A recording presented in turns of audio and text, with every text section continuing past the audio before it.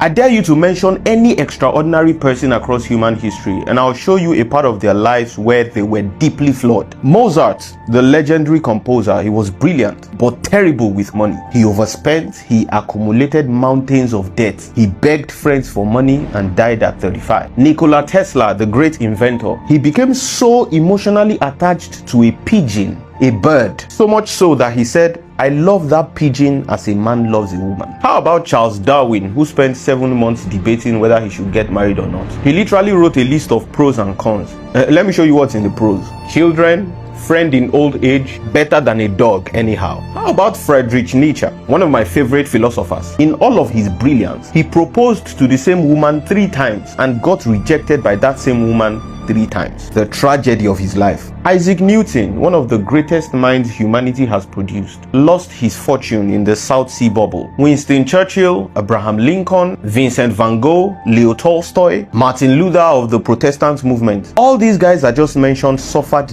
deep depression and they weren't fun to be around. Ernest Hemingway was an alcoholic. Pablo Picasso's love life was downright diabolical. And then you open the Bible. Jacob was a scammer, proper working boy. David was a worshipper, a king, a poet, and a murderer. Add that to the fact that he wasn't particularly a responsible family man. Elijah stood up to the prophets of Baal. He called fire from heaven, but also ran away because of Jezebel. He suffered depression and was temperamental. How about Peter, who boldly declared his loyalty to Jesus, then denied knowing him 3 times? 3 times. Once was already bad enough. How about Paul, the man who wrote some of Christianity's most influential theology, started his career by persecuting same Christians? You see, we have this strange habit of looking at extraordinary people backwards. We see what they eventually become and assume that they must have always possessed that level of emotional discipline and the wisdom and the courage and the character required to become it. But history keeps disproving that. These people were walking contradictions. They made terrible decisions. They had strange obsessions. They had weaknesses, and they still did magnificent things. So perhaps you need to stop waiting to become an immaculate version of yourself before contributing to humanity. You may have things about yourself that you are still working on. Work on them.